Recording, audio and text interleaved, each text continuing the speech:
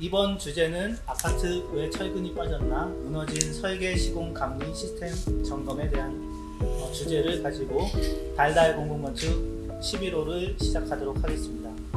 발제에는 함인선 광주광역시 총괄 건축가이시며 한양대학교 특임교수로 계시는 함인선 선생님께서 해주시도록 하겠습니다. 안전대책 TF라는 거에서 좀 발제를 자기가 맡았으니까 와서 좀 토론 좀 해달라 해서 오늘 국회에 가서 민주당 TF의 토론에 참석을 했습니다. 나는 뭐 원내대표도 나오고 그 TF 위원이 5명이나 되더라고요. 그래서 다 나와갖고 뭐 얘기를 쭉 했고, 결론적으로 얘기하자면은 오늘 얘기 나온 거를 좀 잘 정리해서 자기들한테 전달해주면 입법 과제로 삼겠다라는 얘기를 들었어요. 그래서 오늘 얘기 중에 제가 꼭 하고 싶은 얘기가 감리를 좀 회복해야 된다는 얘기인데, 우리 서울건축포럼하고 뭐 세건협하고 사협회는 모르겠어요. 하여튼 저 건축가협회하고 이렇게 해서 입법을 좀 해서 했으면 좋겠고, 오늘 나온 선생님들이 뭐 감리도 계시고 CM도 계시고 부조도 계시고 시공 쪽도 계시는데, 제가 일단 좀 문제 제기를 하는데 틀린 거 있으면 지적해 주시고, 또 입장하고도 사뭇 다른 게 많을 겁니다. 그래서 오늘도 뭐 의원들이 그거 물어보더라고요. 구조교수도 하나 왔는데 저하고 좀 많이 이렇게 다른 얘기를 했어요. 그런 얘기를 할 때 어떻게 되느냐 예상충이, 그걸 굉장히 많이 물어보더라고요. 그러니까 그런 의미에서 오늘 우리가 생각하지 못했던 얘기 좀 듣고 그랬으면 좋겠다는 생각이 듭니다. 요약해서 말씀을 드리겠습니다. 일단 첫 번째, 전관 자꾸 전관 그러는데 전관이 문제가 아니다라는 게 제 얘기입니다. 그래서 왜 또 전관 얘기로 가느냐, 전관이 제일 드러나고 국민들에게 분노를 이렇게 갖다 붓기 제일 딱 좋으니까 전관으로 가는 거다. 그러니까 전관은 해결이 안 되고, 전관 문제 해결하겠다고 지금 수없이 했는데 하나도 해결되지 않았다 얘기입니다. 그래서 이번 누락 원인 보시면 일단 LH 구조부에서 소위 말해서 뭡니까, 전담보관건을 넣으면 다 넣고 안 넣으면 안 넣어야 되는데, 그걸 뭐 넣었다 뺐다 이렇게 하도록 기준을 만들었죠. V 한답시고. 자, 그거를 설계에서 제대로 반영을 못했어요. 그러니까 구조에서도 빠졌는지 모르겠는데 하여튼 설계에서 빠졌다. 그러면 CM이나 감리가 그걸 찾아내야 되는데 그거 못했다. 시공은 뭐 알다시피 샵 드로잉도 안 그리고 하니까 뭐 이렇게 빠뜨렸다. 그러니까 이게 처음부터 끝까지 총체적인 거지 전관이 여기에 뭐 어쩌고저쩌고의 얘기가 아니다. 그렇지만 전관이라는 거가 거기서 비난이 면해지느냐면 그건 아니다. 그리고 전관을 지금 잡는다고 그게 문제가 해결되는 게 아니라, 문제는 LH가 전관을 없이는 아무것도 못하게 지금 시스템을 전 직원이 만들고 있는 게 문제다는 얘기죠. 그래서 일종의 전관 예우가 일종의 퇴직금이라고 생각하고 있고, 전관 없이는 안 되도록 만드는 게 문제다. 예를 들면 이번에 구조기준도 전관이나 구간 아니면 그거 뭐 못 보도록 자기네끼리 이렇게 일을 만든 거 아닙니까? 뭐 소위 파킨슨의 법칙이죠. 관료화된 조직은 일을 위한 일을 자꾸 만든다, 이런 거죠. 일단은 그래서 업무 진행을 하기 위해서도 전관이 필요하고, 영업에 대해서는 말할 필요도 없다. 뭐 설계에 대해서는 2021년 토지 파동 이후에 줄였다고 하는데, 그거보다 1.6배인 사업관리 용역평가는 여전히 내부인이 하고 있지 않느냐, 이런 얘기를 했어요. 그래서 전관이 문제이긴 하지만 전관이 문제가 다인 것처럼 얘기하는 건 잘못된 거다, 이런 얘기를 했고요. 두 번째는 전관 문제보다 더 큰 문제가 감리 문제다. 이번 문제는 감리가 없어서 생긴 문제다라는 얘기죠. 그래서 제가 이렇게 얘기했습니다. 설계자가 감리 못하는 나라 전 세계 우리나라밖에 없다. 그 다음에 두 번째, 발주기관이 감독 감리 안 하는 나라 전 세계에서 우리나라밖에 없다, 이 얘기를 했습니다. 그래서 첫 번째부터 얘기하면, 이게 이제 거슬러 올라가면 왜 설계자가 감리를 못하게 됐는가는 95년까지 올라가죠. 그때 삼풍 성수대교 독립기념관 화재 딱 나니까, 야, 도대체 이놈의 설계자 건축사들 믿을 놈이 못 된다 해갖고 나온 게 책임감리죠. 자, 그러게 벌써 이제 30년 전인데, 이 30년 동안 이 책임감리 회사들이 점점 이게 세력이 커져서, 그 다음에 뭐 전면 책임감리가 되고, 급기야는 2016년에, 말하자면 건진법으로 되죠. 건진법이 되는 순간에 사업관리까지 해요. 그러면 이제 발주자 역할까지 한다 이거죠. 그래서 LH에서 감리하던 것조차도 이 감리회사가 가져오는 이런 일이 벌어진다. 이렇게 되니까 설계자는 중대형 설계는 책임감리회사한테 다 뺏겼고, 그 다음에 소형조차도 2016년에 설계감리 분리제로 설계자가 못해요. 그러니까 설계자가 감리를 못하는 나라, 이런 아주 이상한 나라가 됐다. 외국은 어떠냐? 뭐 당연히 알다시피 설계자가 감리하는 게 기본이죠. 그래서 그거를 뭐 영미 같은 경우는 직능보험제도, 독일, 프랑스 같은 데는 윤리규정 이런 걸로 담보하지, 신뢰 기반형으로 하지 우리처럼 불신 기반형으로 하는 나라는 없다. 그러니까 이거를 이제 좀 바꿔야 되겠다는 얘기를 했고요.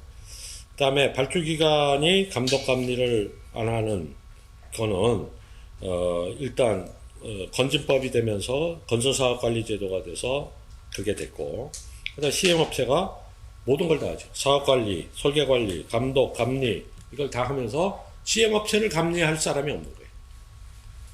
더군다나 이번처럼 CMAR인 경우에는 발주자조차도 빠져버려요. 그 건설사가 사업관리나 이런 걸 전체적으로 책임을 지니다 보니 뭘 하는지를 모른다. 그래서 이런 일이 일어났다. 그래서 이게 전관보다 이게 더 문제다라는 말을 했고요. 그래서 대책으로는 나태집니다. 일단 첫 번째는 감리 회복이다. 그래서 발주기관이 감독 감리 기능을 회복해야 된다. 그래서 사업관리 용역이나 CMAR 발주는 극소화해야 되고, 공영감리제 해야 되고, 중장기적으로는 발주 자체를 독립된 기관에서 해야 된다. 그래서 밑에 사례를 좀 들었습니다. 프랑스의 MIQCP나 영국의 케이브나 미국의 PBS나 뭐 이런 사례를 들어서 우리도 이거를 만들 때가 됐다. 두 번째는 CM을 감시해야 된다. 이거 감시할 사람은 설계밖에 없다. 이 얘기입니다. 그래서 감리의 세 가지 기능이 디자인 감리라는 게 있죠. 온사이트 디자인이 있고, 두 번째가 계측 감리, 인스펙션이 있고, 세 번째가 슈퍼바이저는 있는데, 디자인 감리하고 계측 감리는 설계자가 하는 게 맞다. 그러니까 설계자가 자기 설계대로 시공됐는지를 설계자가 제일 잘 알지, 다른 사람이 그걸 보고서 어떻게 하느냐.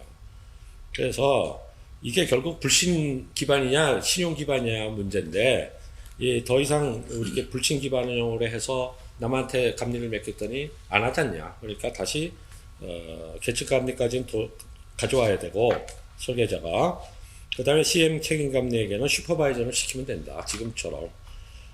그래서 그렇게 될 때 건설 및 CM 업계의 양극화도 해소가 되고, 중견 설계 감리 업체나 건설 업체가 육성될 것이며, 우리 건축사나 기술사 등에 대해서는 신용 기반형이 되기 위해서 엄격한 윤리가 적용돼야 되겠다. 이런 얘기가 되겠습니다. 그 다음에 두 번째 LH는 일단 단기 과제라는 발주 기능을 띄어내야 된다. 그리고 그걸 하던 사람들 전부 현장에 내보내서 감리 요원화 해야 되겠다. 그 다음에 내부에 민간 전문가 시스템 도입이 필요하다. 이거는 뭐 자기네들도 연구한 내용이에요. 장기적으로는 해체해야 된다. 그래서 더 이상 우리 LH가 택지 확보 개념이 지금 필요한 때가 아니지 않습니까? 일본은 벌써 81년도에 해체를 했어요.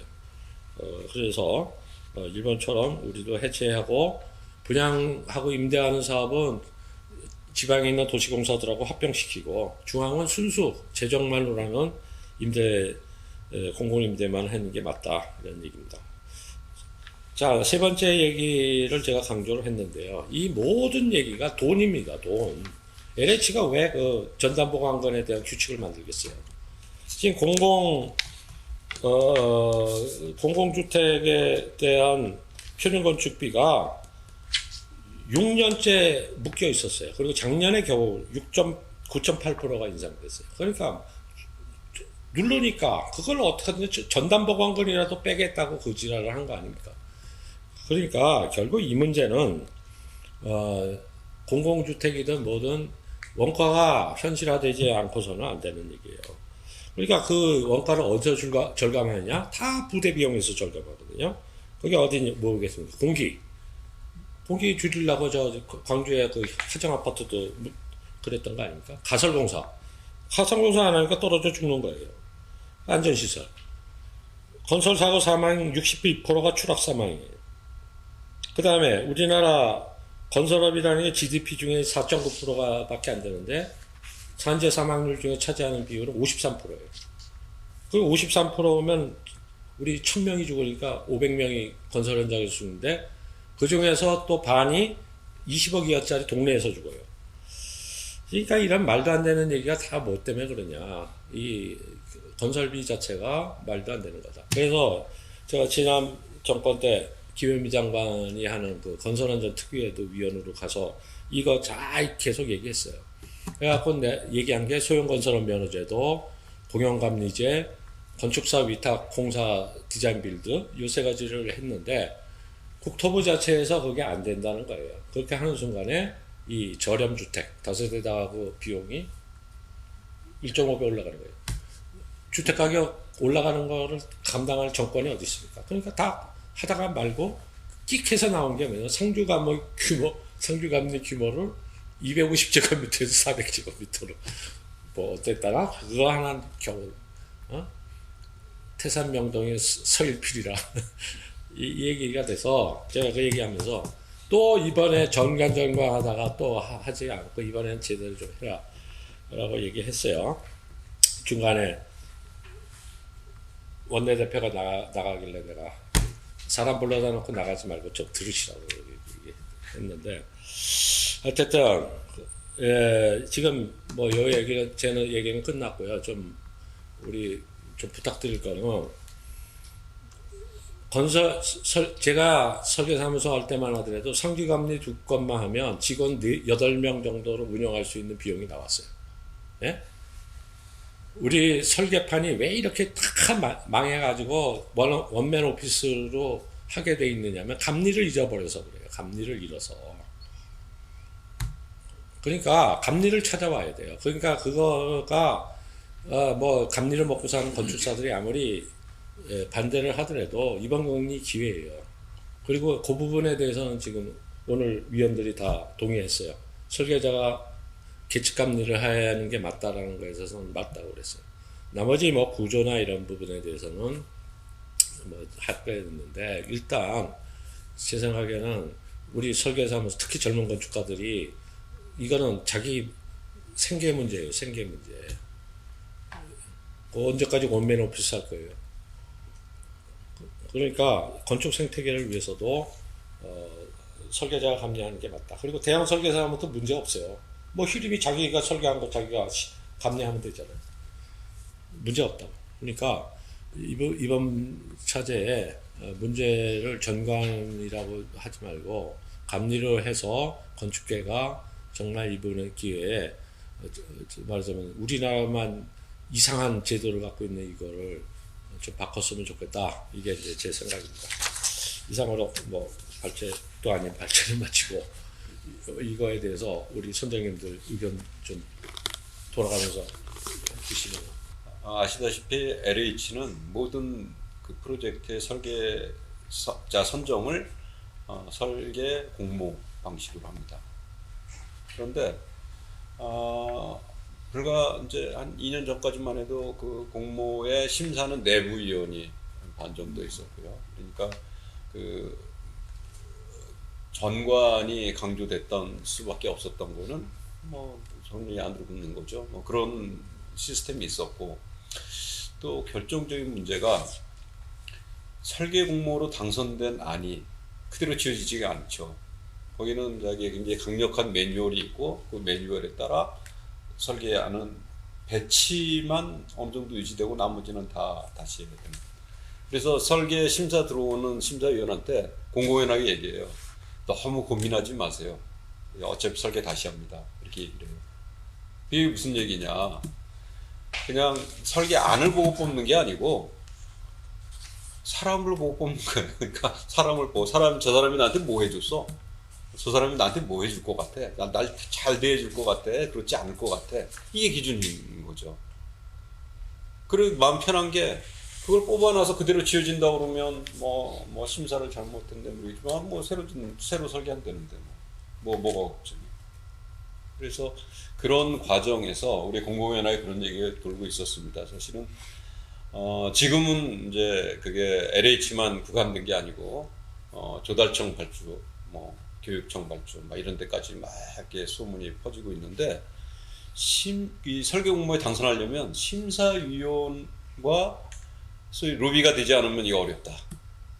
근데 LH는 굉장히 구체적인 금액이 있다. 그 금액이 무슨 아틀리에 사무실에서는 도저히 참여할 수 없는. 그리고 그런 큰 그 비용을 내고 그걸 따가는 회사 입장에서는 도대체 그 설계를 어떻게 진행하기에 그렇게 많은 돈을 쓰고 그 프로젝트를 수주할 수 있는가에 대해서 우리가 고민 안 할 수 없는 거죠. 우리 도대체 어떻게 했을까 궁금하죠, 사실.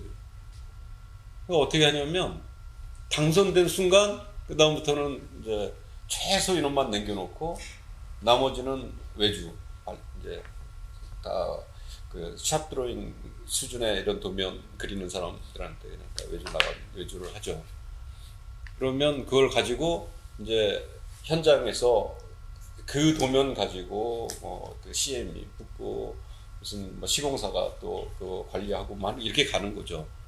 그러니까 설계가 얼마나 진지하게 잘하기 위해서 고민하고 이럴 수가 없는 그런 발주 그 구조를 가지고 있는 거예요. 설계를 잘한다라는 것이 아무런 의미를 갖지 못하는 거예요. 그러니까 옛날 주공 아파트 시절부터 우리나라의 가장 험불한 건축, 가장 말하자면 건축적이지 못한 건축이 아파트에서 주공 아파트. 근데 지금 시대에도 그런 아파트 건축의 아주 전형적인 모습을 그대로 띠고 있는 것이 LH 아파트인데 그 왜 그럴 수밖에 없느냐? 그런 제도적 어떤 그런 허점이 있는 거예요. 또 그렇게 해야만 그 정관들이 개입해서 뭔가 역할을 할 수 있는 그런 시스템이 되는 거죠. 그게 이제 여러 가지 이유가 있습니다. 그냥 단순히 그렇게 합시다라고 정한 게 아니고 아까 우리 발제에서 말씀하셨던 것처럼 공사비 문제, 또 무슨 형평성 문제, 또 근데 또 시기 문제, 뭐 이런 것들이 있어서 그런 문제들이 이제 자꾸 정당화하고 또 명분을 쌓아서 또 제도 만들고 뭐 그런 게 있고, 또 하나 이제 굉장히 그 난매성 중에 하나가 LH가 스스로 대지를 다 조성을 해요. 대지 조성하기 위해서 단지 계획도 하고 도시 계획도 하고, 그 도시 계획에 들어가는 인프라 설계도 직접 합니다. 토목 설계도 하고 뭔가 정보통신부터 해서 들어가는 상하수도 뭐 다 같이 해요. 그런데 예를 들면 그 판교 같은 데 보면 한 5계층이 절벽을 바라보면서 이렇게 앉아야 되는, 그러니까 도로는 5계층 레벨에서 지나가고 건물은 그라운드 레벨은 그 아래에 있어서 5계층이 절벽을, 그쪽이 남향이야. 그러니까 이 배치도 아니가 그 구획된 땅만 보고 설계하는 사람은 현장도 안 가보니까 거기에 절벽이 있는 점들이 관심도 없어. 그러니까 그대로 해서 입주하고 봤더니 그 절벽인 거죠. 그러니까 그 안에 그 어마어마한 대조직, 거대한 조직 안에 그런 도시계획도 있고 인프라 설계도 있고 뭐 그걸 관리하는 기획팀도 있고 뭐 굉장히 많은 팀이 있는데 서로 간에 소통을 안 해. 그러니까 그런 거를 효과적으로, 효율적으로, 체계적으로 잘 국토를 관리하고 발전시키자고 한 LH가 사실은 그런 난맥상을 가지고 있다. 그러니까 실제 보여진 게 그런 모습이다. 그렇죠? 그랬을 때 지금 이 설계자 입장에서 사실은 LH의 설계가 LH가 어떤 프로젝트를 계획하고 그걸 발주하겠다라고 했을 때 그것을 관심을 갖고 바라보는 그것을 내가 좀 해보겠다라고 하는 설계사무소는 딱 정해져 있죠. 이렇게 정관이 가 있는 그 프로젝트를 할 만한 그만한 돈을 쓰고도 그 로비 비용을 쓰고도 할 만한 그런 회사들, 그런 시스템을 가지고 있는 회사들, 그런 비건축적인 그런 시스템이 있는 회사들, 이것만 관심이 있는 거죠. 그리고 우리나라 건축계를 퇴행시키는 그런 결과를 만들어내죠. 이거 계속 좌시할 수 없는 거죠. 그러니까 이런 사고가 나는 게 그러니까 우리 건설 현장에 사고가 나는 건 단순히 어느 하나의 잘못 때문에 사고가 펑 터지지는 않는다. 다 알고 있잖아요. 거기에는 뭐 5-6가지의 겹쳐져서 이것도 잘못하고 저것도 잘못하고 이것도 못 찍고 저것도 못 찍고 하면서 생기는 게 이 건설에서 대한 사고인데, 가장 첫 번째 설계를 제대로 할 수 없는 시스템인 거죠. 그거를 진심으로 좋은 설계를 하고 디자인도 뭔가 새롭게 하고 그거를 잘 완성도 있게 완성하기 위한 그 아주 치밀하고 수준 높은 설계를 하고 하는 것이 원천 봉쇄돼 있어, 지금 제도에서는.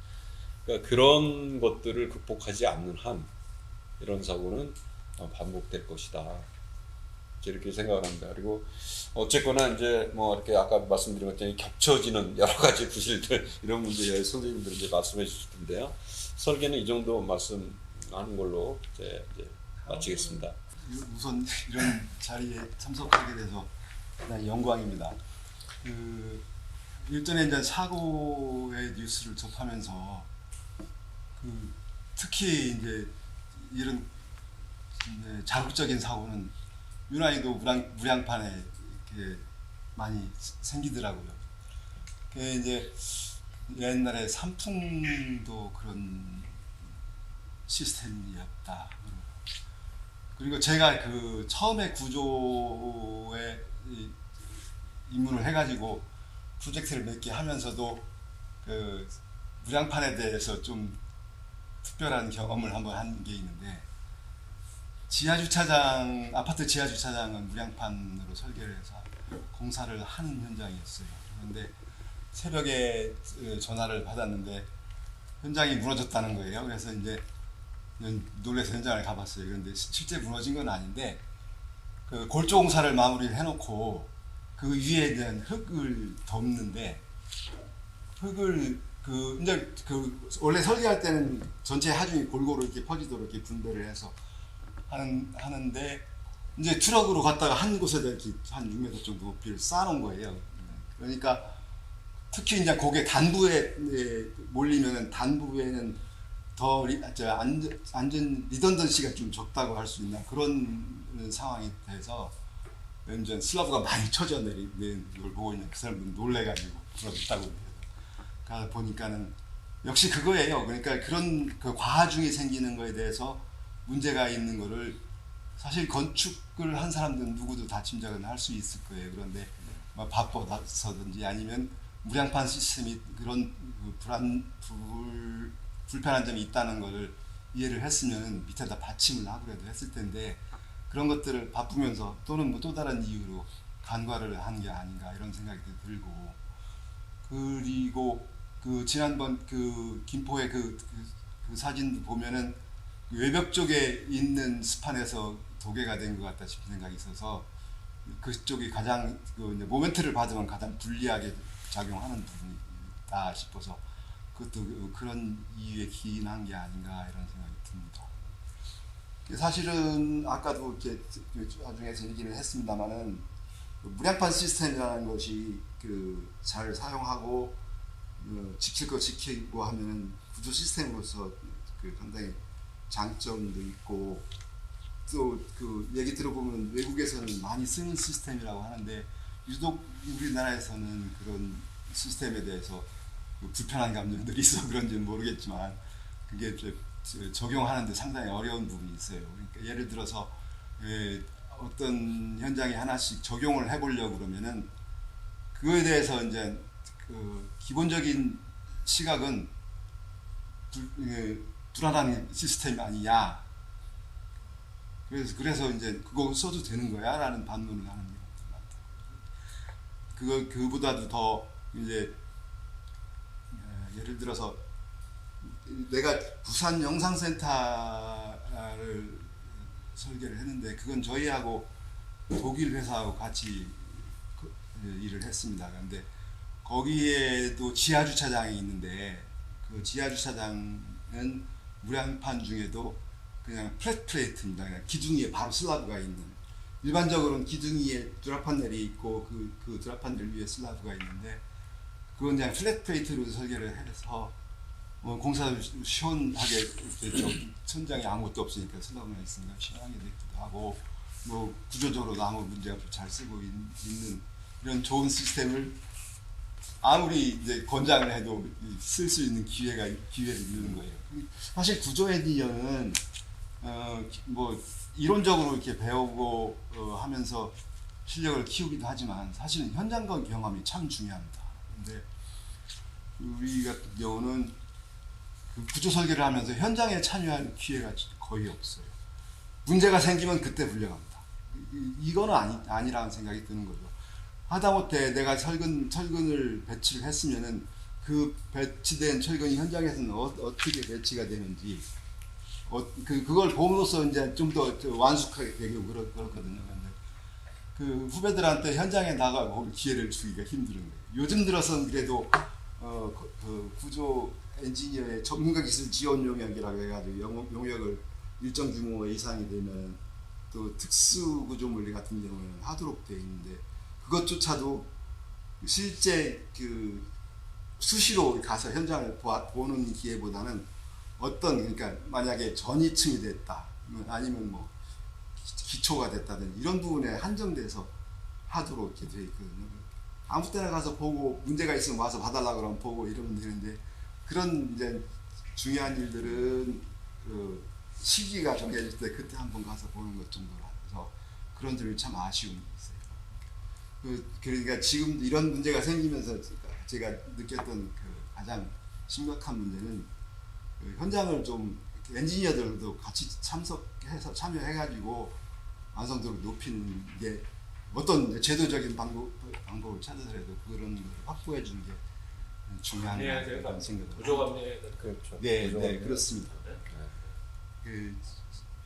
이제 땜빵하러 가는 그 문제가 생겼을 때 땜빵하러 가는 게 문제가 아니라 그런 것들을 생기지 않도록 지금도 할 수 있는 도면에 대해서 스탬핑을 하시잖아요. 구조도면. 그렇습니다. 옛날에 그것도 안 했는데 구조도면에 스탬핑은 하는데 그게 그대로 시공되었는지는 못 보는 거예요. 그렇지. 네, 그렇습니다. 그러니까 그 이제 한 가지 덧붙이자면은 스탬핑을 하기 위해서는 구조 도면들 면밀히 이렇게 확인을 하고 이렇게 해야 되는데 이제 업무가 바쁘다 보니까 이제 도면이 다 되면은 그 날짜가 그 제출할 날짜가 임박해요. 그래서 그 작성된 도면을 면밀하게 따져보고 잘못된 부분을 이렇게 수정을 하라는 것을 요구를 하고 그럴 기회조차도 받은 거예요. 그런 면에서 좀 아쉬운 거죠. 네, 스폰서 박종명 부장입니다. 이번에 LH 사고만 보면 지금 저는 그 언론상에 막 무량판 구조가 정말 막 문제가 많다는 걸로 좀 비춰지는 게 좀 약간 안타까운 면이 좀 있어요. 어떻게 보면 우리가 예전에 허용력 설계에서 극한감 설계로 바뀌듯이 뭔가 그 어떤 재료나 효율성을 최대화해서 똑같은 건물을 효율적으로 지을 수 있으면 정말 최고의 그 가치가 있는 거잖아요. 충분히. 그런 차원에서 이제 접근해서 이제 한 건데 그 무량판이 지금 아까 말씀하셨던 그런 사고들로 인해서 좀 왜곡되는 게 좀 안타깝고요. 기본적으로는 이번 사고의 원인만 이제 따져보자면 시공 중에 뭐 일부 누락한 것도 있지만 기본적으로 이제 설계 도서에 대부분 이제 안 그려져서 나온 게 한 70% 이상 되더라고요. 그래서 왜 이게 안 그려졌냐? 이제 아까 말씀하신 것처럼 그렇게 정관들이 해서 뭐 그런 업체가 하다 보니까 외주 주고 하다 보니 구조에서도 외주 나가서 처음 접해본 사람들이 또 그리고 납품하고 또 중간에서 종합하시는 분이 또 제대로 못 보고 하다 보니까 그런 도면들이 이제 볼 수밖에 없는 환경이 돼서 결국 그런 사고가 난 거거든요. 근데 이게 중간에 저는 그게 과연 시공자가 있고 감리가 있는데 그걸 발견할 수 있었을까 싶지 않았다고 봅니다. 이거는 그 구조 계산에 대한 거는 상당히 그 전문적인 영역이기 때문에 현장에서 보면 그냥 기본적인 것만 보지 그거를 구조 계산을 아예 할 수는 없거든요. 예를 들면 저희도 이제 무량판을 많이 쓰고 있는데 전담 보강근이 대부분 이제 들어가 있는 프로젝트는 다 보면 다 들어갔는데 여기 왜 안 들어가지 이 기둥은? 이건 알아낼 수 있지만 지금 이번에 검단 LH 사고처럼 어디는 들어가고 어디는 안 들어가고 이렇게 효율화를 위해서 그렇게 작성된 것을 보고 시공자나 감리가 그걸 일일이 다 구조 계산도 할 수도 없고요. 그래서 그런 문제가 애초부터 좀 있지 않았나 싶습니다. 근데 이제 그럼 과연 그러면 이제 그런 감리 뭐 정관 없애고 감리 뭐 이런 것들만 바꾸면 과연 우리 건설에서 사고가 없어지느냐? 그건 또 아니라고 보거든요. 그 전에 그 화정동에서 아이파크 사고도 났었고 그 전에 또 철거하다가 또 현산에서 또 광주에 또 큰 사고도 났잖아요.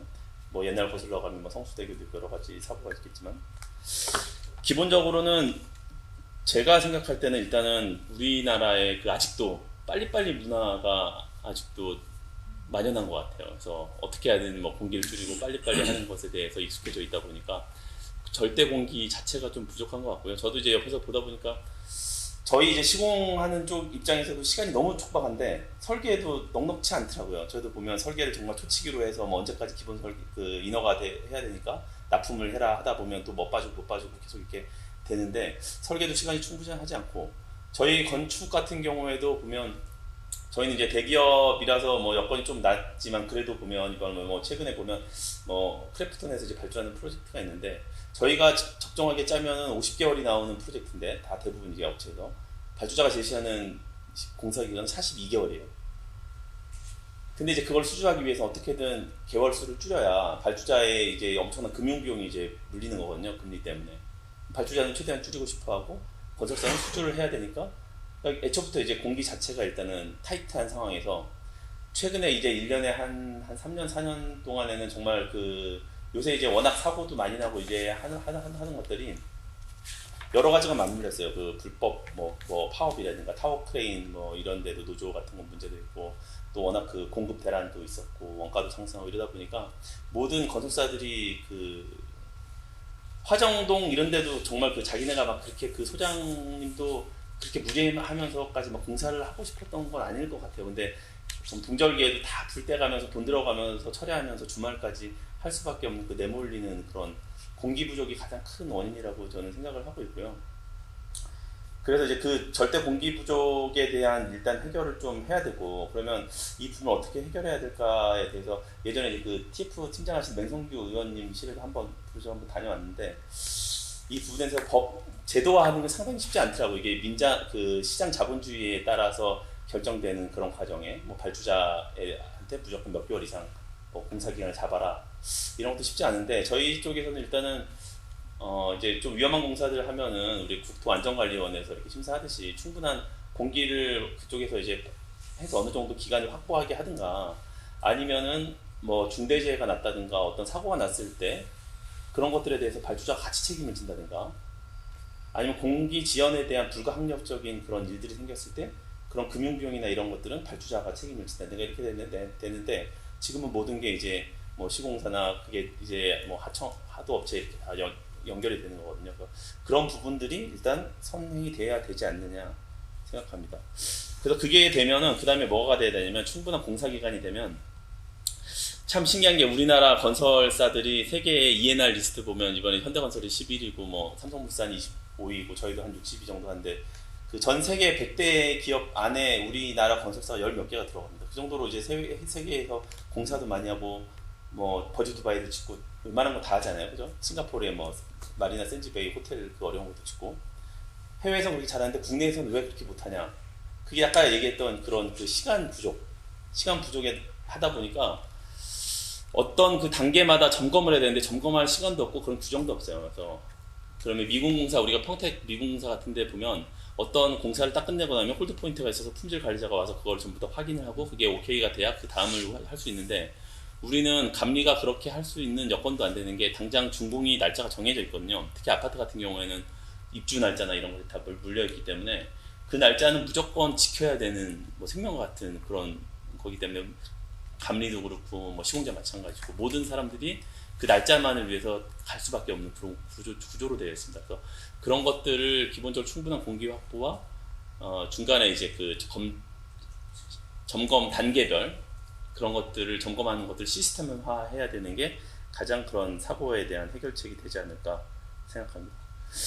그리고 한 가지 덧붙이면 그 전관이라는 거는 실제로 LH만 있는 건 아니잖아요. 우리나라 법조계에 다 전관 있고 뭐 어디 가나 다 전관 있고 그 다음에 그 학생들을 뽑을 때도 전부 다 누군가가 이제 평가를 하게 되는데 평가를 하다 보니까 그런 게 생기고 저희 시공사도 이제 기술형 입찰 같은 거 들어가면 실제로는 뭐 어떤 기술이 있거나 공사비보다는 어떤 영업력을 들여서 어떤 돈을 들여서 수주를 하고 그러다 보니까 이제 비용이 점점 줄어들고 품질은 안 좋아지고 이제 이렇게 몰리는데 그런 것들에 대해서 명확한 좀 책임을 좀 만들어야 될 것 같아요. 그래서 한 가지는 저는 개인적으로 평가를 할 때 뭐 기술적 입찰을 한다 그러면 심사위원이 한 평가를 아예 그냥 홈페이지에 내는데 그냥 누구나 볼 수 있게 공개를 했으면 좋겠어요. 그래서 어떤 A 심사위원이 모든 사람은 다 해가지고 그 사유를 달아서 해가지고 자기는 70점을 줬는데 어떤 분만 혼자서 유독 90점 준다.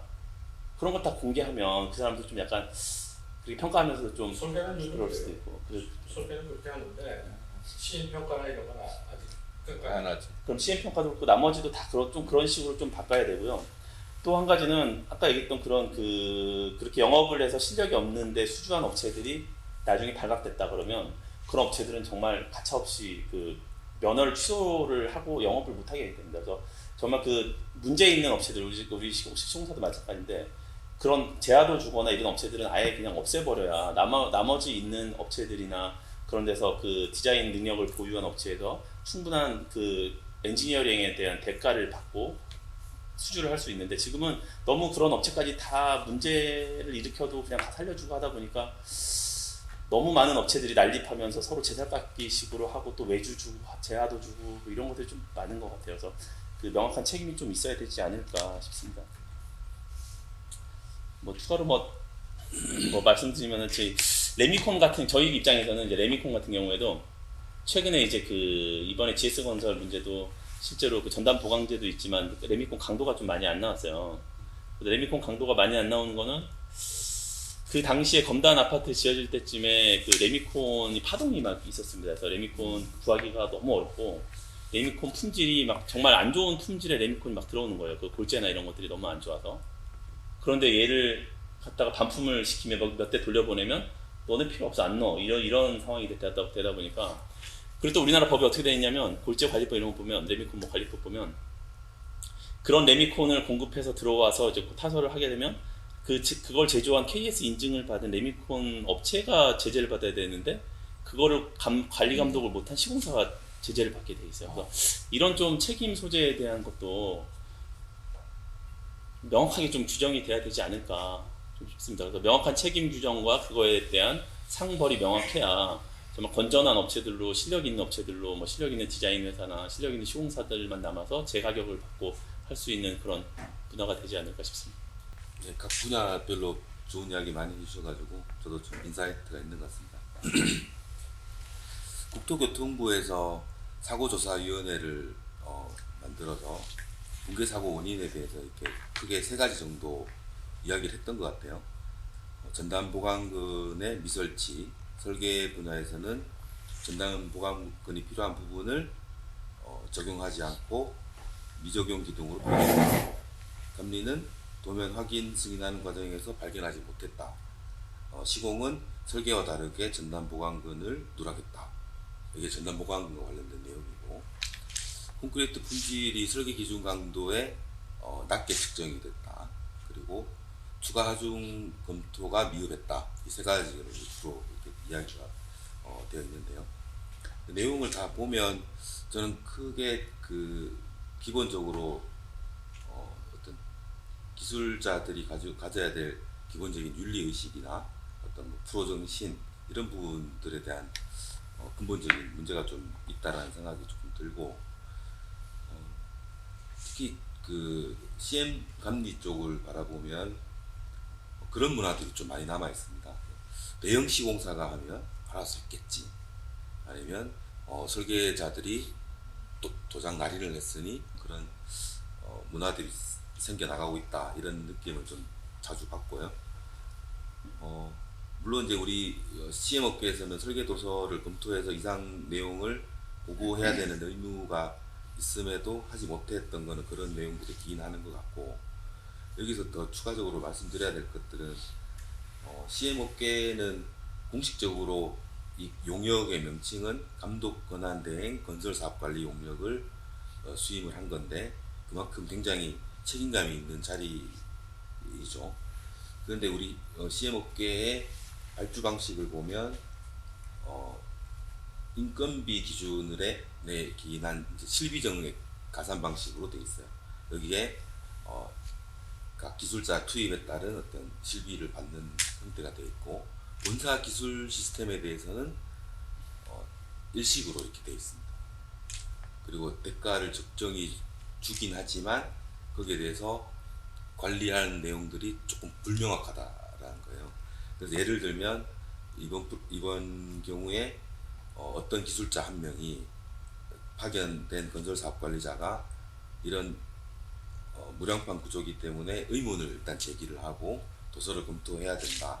아니면 무량판 구조인데다가 그 위에 식재 공사를 해야 되니까 토사가 적재되는 부분에 대한 어떤 이동 하중이라든지 토사 하중에 대한 검토를 맡기고 싶은데 맡길 수 있는 부분은 시공사한테 이제 의뢰를 할 수밖에 없는 구조인 거죠. 우리 CM 업계에는 본사 기술 부서들이 제대로 갇혀 있는 회사들이 많지 않다는 거죠. 많지 않고 아까 말씀 잘 해주셨는데 민간 건축주 같은 경우는 굉장히 의식 있는 분들은 구조관리를 선임하는 경우도 많이 있습니다. 많이 생기고 있고. 근데 이 부분은 좀 빠져 있다. 이런데 저는 주 내용으로 조금 말씀드리고 싶습니다. 물론 이제 정관에 대한 이슈가 많이 발생되고 무량판 구조에 대한 이슈들이 좀 침소봉대돼서 언론에 많이 나오곤 하지만 그 자체로는 문제가 아니다. 일단 저는 그런 주의고 약간의 근본적인 문제가 아니고 약간 반개에 있는 문제들이다. 근본적인 문제는 기술자 자체의 어떤 의식들이 좀 기본에 충실하지 않은 부분들이 생겨나가고 있다라는 부분 그리고 서로 알아서 했겠지라는 부분이 생겨나가고 있다.